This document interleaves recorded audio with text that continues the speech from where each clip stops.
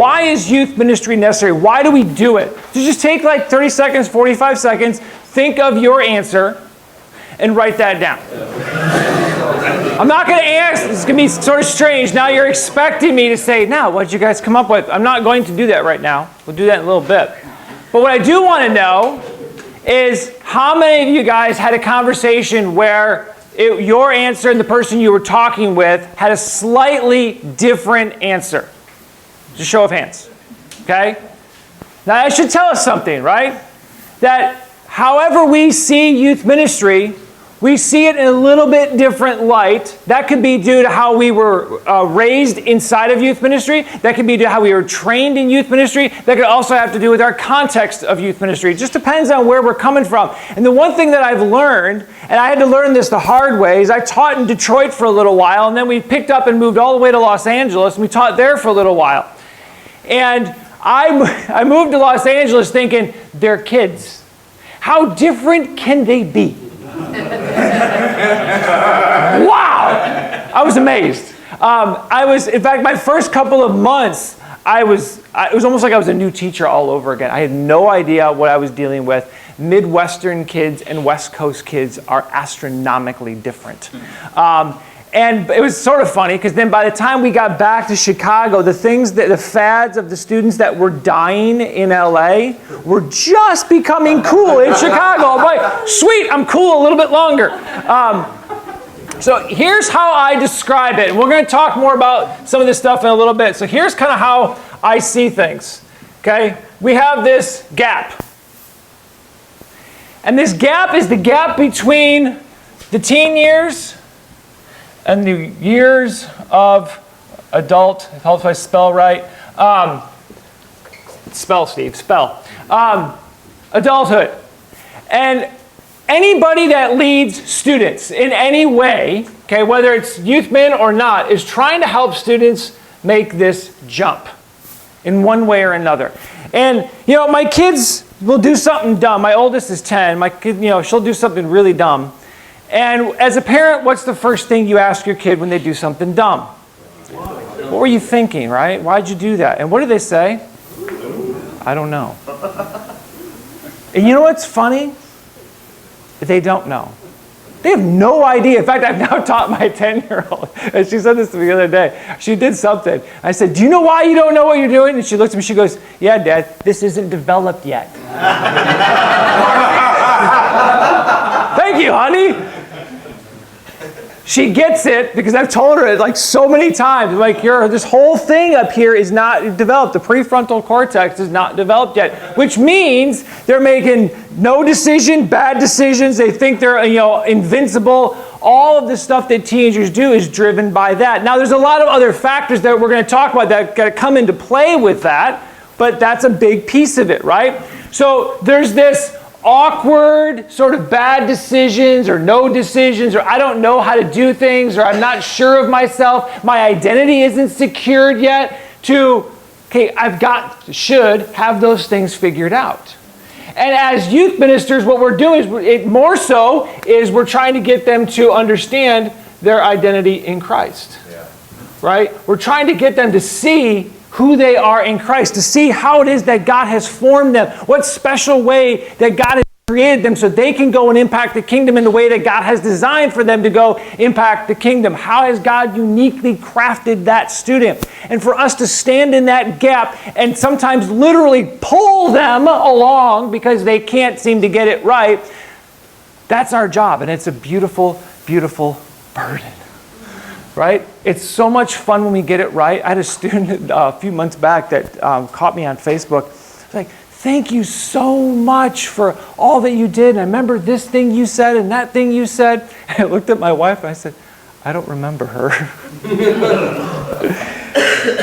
But we live and we die with those success stories and the failures. I had another couple of students that were set to get married, and they asked me to marry them, and I was super excited. And I just got the text a couple of days ago that they called off the wedding. And it broke me because I was the one that sat them next to each other in class. I'm responsible for that relationship. Not really. So interestingly enough, we have been called to stand in that gap. And that gap that was formed, a lot of this had to do with early days of the 50s and the 60s and the 70s of students are doing things that are not healthy. Culture is impacting them in a way that's not healthy. We need to do something about it. And youth ministry started as more of a parachurch with Young Life. October 16th, 1941. I looked it up. I was curious as to when it actually started. And that was a long, long time ago. 1944 with Youth for Christ. 1970s with the start of the full-time youth pastor, where the churches recognized that, you know what, culture is so impacting, we need to give students a safe place to get them away from the sex, drugs, and rock and roll. And literally, people were saying, instead of getting high on drugs, get high on Jesus. It was a way of providing students a different space, a different alternative. Instead of following one path, jump in with Jesus and follow a different one. And it worked. It worked really, really well. By the 1980s, we started kind of going along with this attractional model. The more culture became more entertainment valued, the more our youth ministry became more entertainment valued. And we started focusing on a youth ministry that was church-based, focused on edutainment, in other words, education by entertainment. If that's hard to conceptualize, think Schoolhouse Rock. That's edutainment, okay? And it works. In a lot of ways. As a teacher, we are taught to do that. Entertain your students, have fun with them, and they'll learn something. And oftentimes that's the case, and oftentimes that works. But what happens when we take entertainment too far, and it becomes almost entirely entertainment-based because we're just trying to get kids in the door. Because culture is pulling them away. When there was, we're going to go over this in a minute, but just think of the impact the digital world has on our kids and what that all means. I was working on something with understanding the digital world our kids live in, and we're talking with a pastor about this, and he said, you know, it's interesting that when video games first became popular and we first started playing them, it was, look what I can make this guy do, look what I can actually do with the video game, but you were still disconnected from it because it was you playing something else, and you didn't see yourself as these little bits or whatever, right? Now what is it? First person. It's first person. Look what I'm doing. And now you're wearing VR glasses and you're actually inside a whole new reality, right? It's cool, but now imagine an underdeveloped brain inside that world, trying to make judgments, trying to make decisions. It's a bad mix, okay? So that led us down a particular strategy. And so I'd say I worked for Awana for a couple years. Awana's formula, if you don't know, is really simple, okay? And Awana has youth ministry. While I was working there, I'd say I was the executive director of Awana Youth Ministry, and the first thing people would say to me was, Awana has youth ministry? Yes. Small groups, large groups, games. Now, I would say Art Rorheim invented that, but I don't know if that's true or not. I was talking with the pastor of a very large church in the Chicago area. And I was trying to sell him on the idea that you need to use Awana's curriculum. And I didn't mean you need to have an Awana club, but you need to use the curriculum. We were developing curriculum with Sean McDowell. We were doing stuff with Greg Steer. We had all kinds of really cool stuff that we were making. And so I was trying to sell him on this. And he says, I just don't think the Awana model works for us. And I said, oh, okay, well, that's interesting. Kind of knowing what they do because I was a part of the church community. And I said, so what do you do? He goes, well, we have a small group time and a large group time and a game time. So I said, Art Rorheim invented that, right? And he said, who's Art Rorheim? The guy who started Awana. And what Art was doing in the 50s was he was watching kids line up to see a movie and line up to play games. And the church was largely empty. And the story goes is he was standing there watching that, and he was talking to a few people and said, I want kids to line up for church. and he started the game circle, the famous Awana game circle. And all the colors, and there's a whole story on how the colors became the colors. I won't tell you all that, but it's really fun. It's kind of interesting. And this is what he basically did: a large group teaching, a small group meeting, and game time. And the game time was with the idea of entertaining the kids and giving them a space that they want to come to. And that worked because you gave them a space they wanted to come to, because what was the alternative? Oh, having fun somewhere else. So I might as well have fun with some friends at church. That was fine. Now what's the alternative? Any number of things. So second question I have for you is, what methods are you using to reach students? Same thing, by yourself first. Think about it. Write it down, or keep it in your head. If you're like me, you'll forget it 5 seconds later, but write it down. And then we'll talk about it in a second. All right. Show of hands. How many of you guys have a meeting at least once a week? How many of you guys play games of some kind? How many do small groups? How many do a large group teaching of some kind where you do a message or something? Anybody do anything wildly different that nobody else is doing? You're trying something completely new. We also have food and snacks. Food and snacks is also very important. I actually read an article the other day that said we should stop giving students like pizza and like those kinds of the typical youth ministry snacks for more healthy, and we should cater to the dairy-free, the gluten-free, the vegans, the paleos, the whatever else. Like, can you imagine the cost of trying to do that? I mean, I'm all for it because that's me, but can you imagine how terribly expensive that would be if you had to like have this spread of all of this, you know, we're going to go youth ministry paleo style. Well, I had a student come in and he made a mistake of telling me that one of his favorite things about youth ministry was that he didn't have to be gluten-free. That he could come in and be like, Mom has made us a gluten-free home. I'm like, you can't tell me that. So now I'm in trouble. But. Right. So you're coming to, now, would that be considered sinning, right? Right. So now you're coming to youth ministry too. That's weird. Now, don't tell me, and don't, you know, you can share this later if you want, but I just want you to think about, and I wanted to bring this up to kind of raise the question of, do you feel like, and don't answer me, just think about it, do you feel like this, your way of doing youth ministry, the way you were brought up in it, the way you're currently doing it, the way you continue maybe to plan to do it, do you feel like it's effective? Do you feel, and now I don't mean, do you feel like it's putting butts in the seats? Are you making disciples? Yeah. Are students growing in their faith? Are they getting out and sharing their faith? Are your students being impactful in their schools, in their communities, and perhaps a part-time job if they have one, and their teams that they play on, those kinds of places? Are they being the kind of people that Jesus desires them to be? Obviously not perfect, but are they making progress? Are you watching freshmen come into your group, or 6th graders, 7th graders, whatever it is, and are you watching them graduate, and you can sit back and go, yeah, they're going to be okay. They've got something.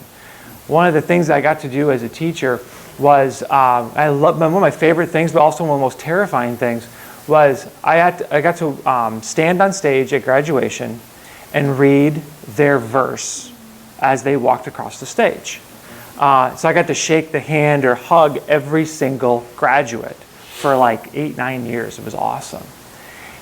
But it was terrifying because some of them, you read a verse and you're like, I don't know what's going to happen to them. You know, there were some that hadn't even graduated officially. We let them walk, but their grades weren't there yet and they couldn't do it. You know, just certain things about some of these kids, you're like, I don't know. But that fueled me. I don't know how you guys are, but that fueled me to say we need to make some changes on how we do things as a school. And that it's a sobering reminder to say when our kids graduate, we're kind of sending them off to say, okay, I'm not really responsible because I got all these kids coming behind. And with the power of social media, you find out as soon as these kids are married and having kids, they somehow jump back on Facebook, and because now there's something to post, and they're you're getting to see who's doing what. And you get to see, did they make it or not? Are they still growing? Are they actively plugged into your church? One of my favorite things lately has been a girl who was a student of mine years ago. She's got to be in her mid-20s, late 20s by now. And we moved to Fort Wayne, and we found our church, and we're very first Sunday, we're checking our kids in. And I'm standing facing the kiosk for the kids, and there's too much stuff, it's overwhelming, there's all this stuff to take care of. And to get our kids checked in, making sure they're all comfortable, and all of a sudden, out of nowhere, I get tackled. I'm like, who the heck knows me here? And it's one of my former students who's now married, is helping run a business. Her husband is in like some high-level marketer. They're plugged into church. They're finishing membership. And she runs soccer camps and ministers to kids through soccer camps. I mean, it's just like, but I didn't see any of that stuff, but just been talking to her. It's like, in fact, she was just watching the kids the other day while my wife was doing some stuff with our oldest. So we just start to see this growth from our students. But out of the thousands of students that I've taught, I can tell you 3 or 4 stories. That's it. I don't know the impact, and that's what makes it so difficult sometimes. But if we can change our methods, change how we do things, to at least get a better thought of like, I'm doing everything I can to make sure that I'm taking care of my end of the bargain. Obviously, the results are his, but I can do my hold up my end of the bargain.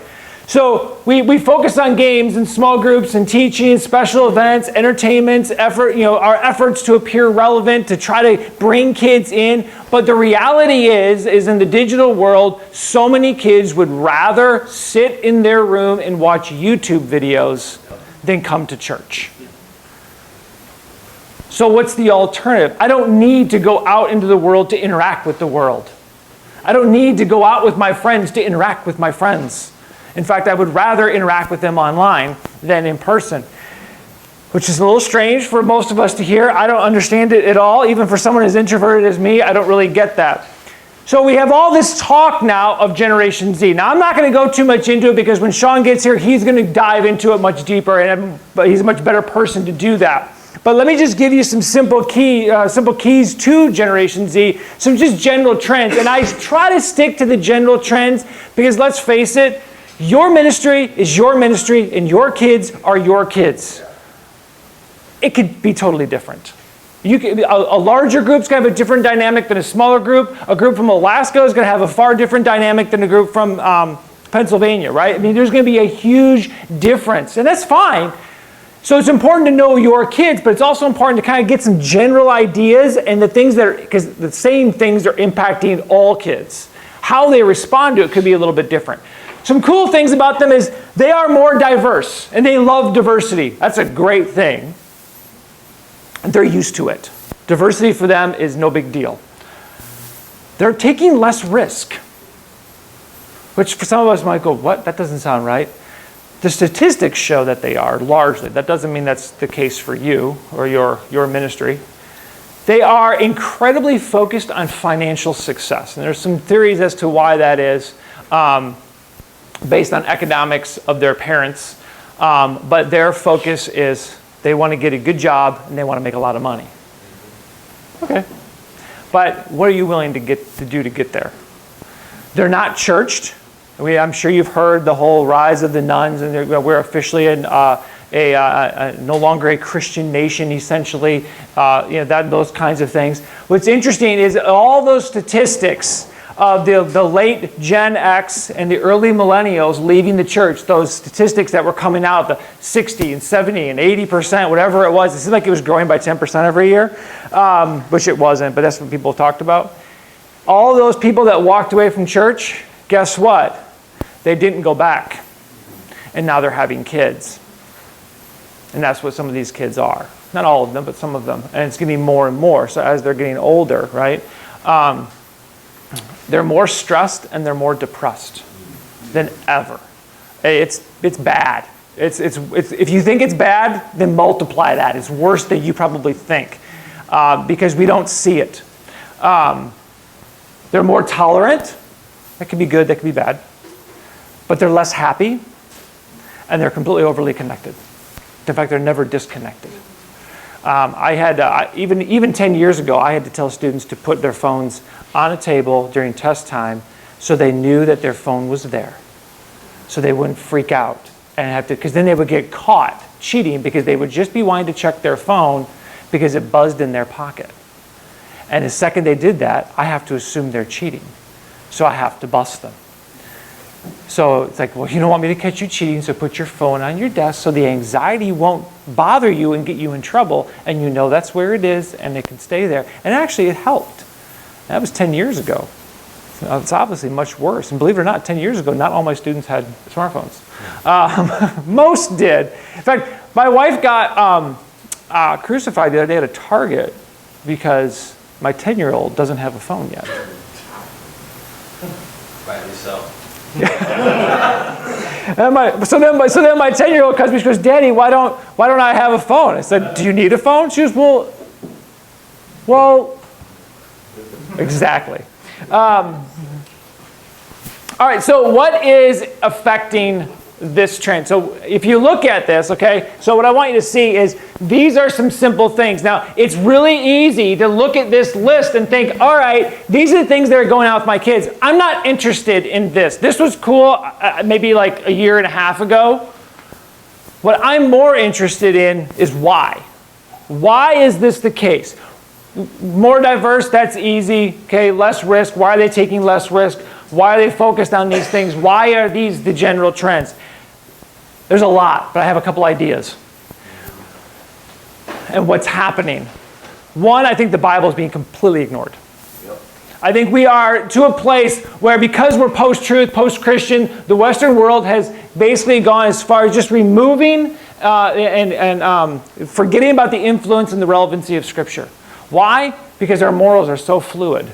Like, oh, whatever. I want to do what I want to do. I want to behave the way I want to behave. And I don't need something telling me otherwise. It's gotten me in trouble a few times, but I'll say it anyway, is I do believe that if somebody as great as Billy Graham got up and tried to do the exact same thing he did when he was in his heyday, it wouldn't work. Because how dare you tell me I'm a sinner?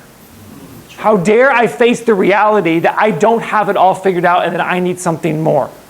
How dare the Bible tell me that I've got things wrong and I need a Savior? I'll pick and choose what I want. Even in the Christian school world, I'm teaching from Scripture. I would have kids balk at me literally reading it and be like, that's offensive. Okay. Sorry. And I'd be like, guys, it's not me. It's Jesus. I mean, I literally was talking about John 14:6 once, and I was, saying, this is just what Jesus says. I'm the way, the truth, and the life, right? And this girl raises her hand and goes, I don't believe that. I think that's really offensive. I'm like, okay, well, it kind of is. I mean, she goes, how can you be so exclusive? I go, I'm not exclusive. Jesus is. I'm like, it's exclusive. It's not like you can't get into the club, but it's exclusive. There's one way to do this. Service is more social than gospel. Yep.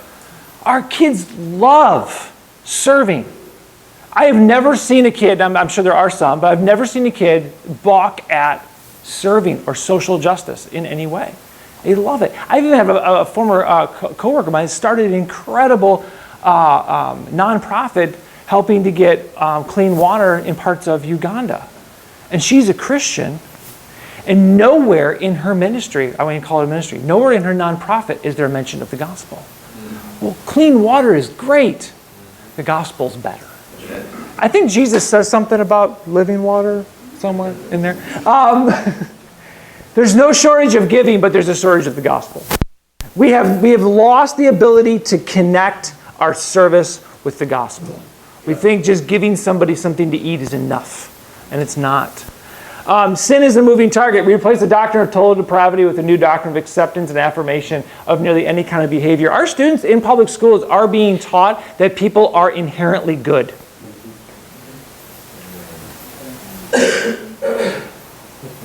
They're not.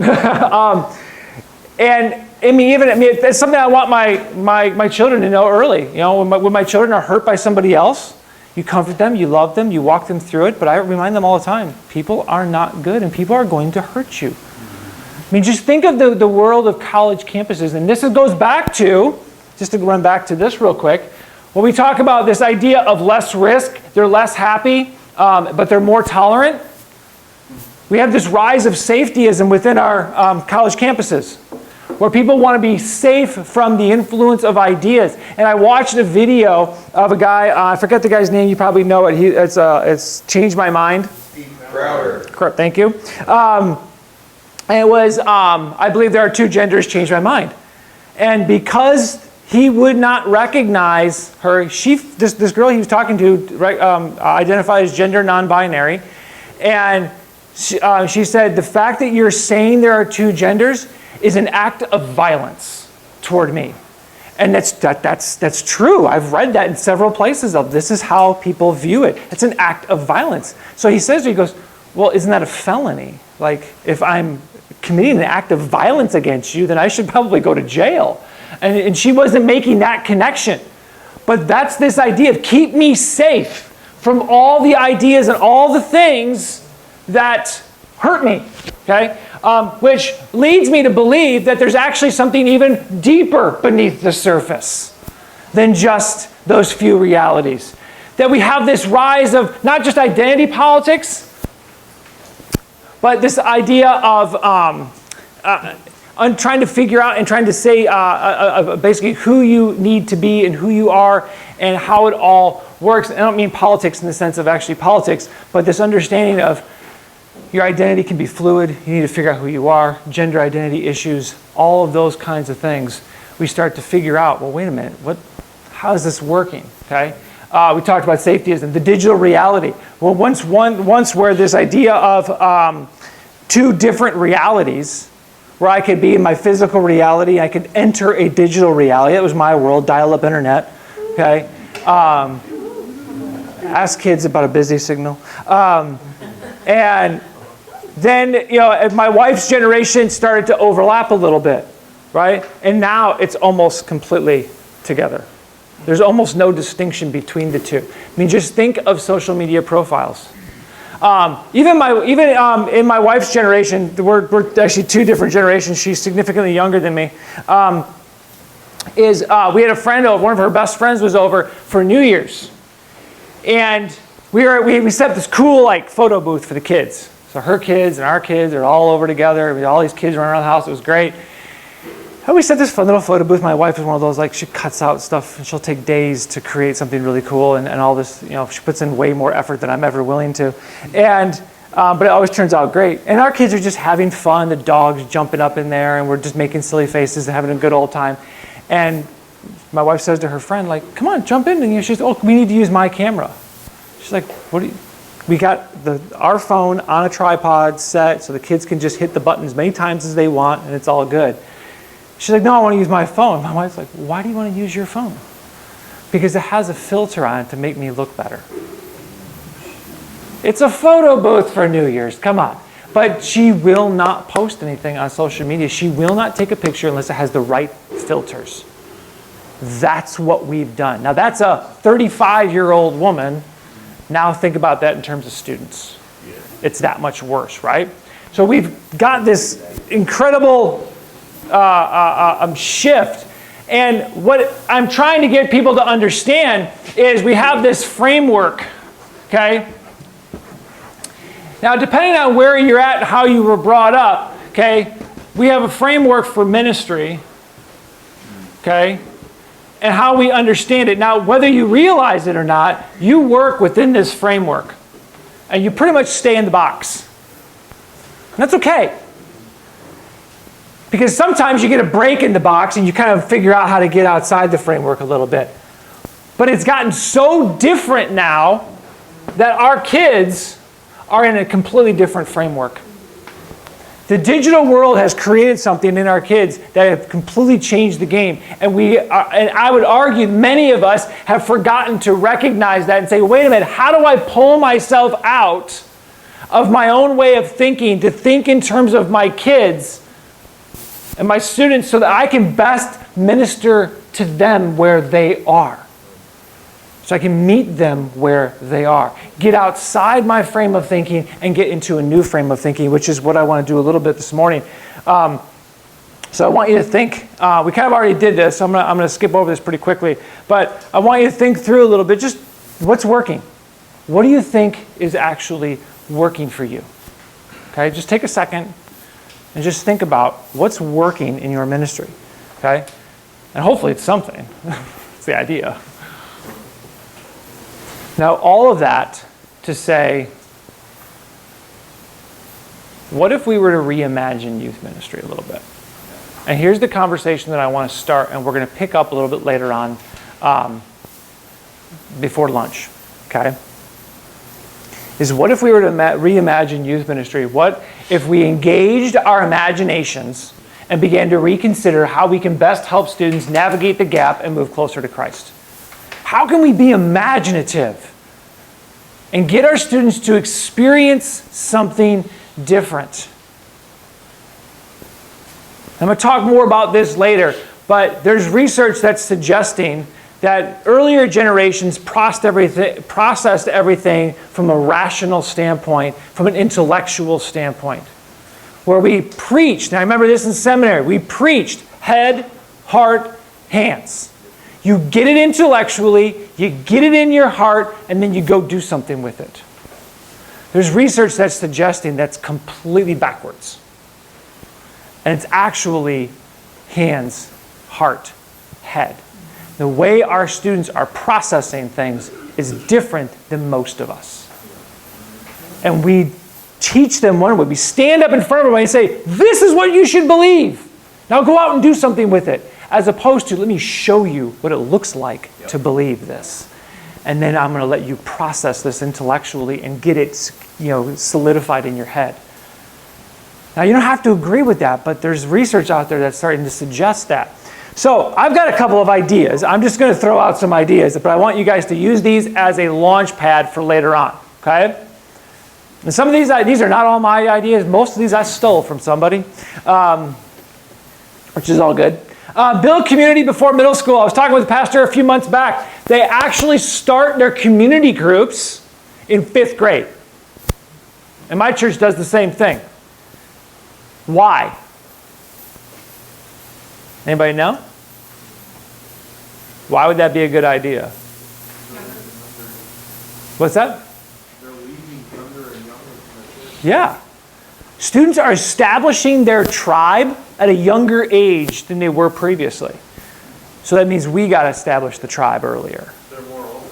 Yeah, absolutely. My kids love going to church, not because it's church. Why?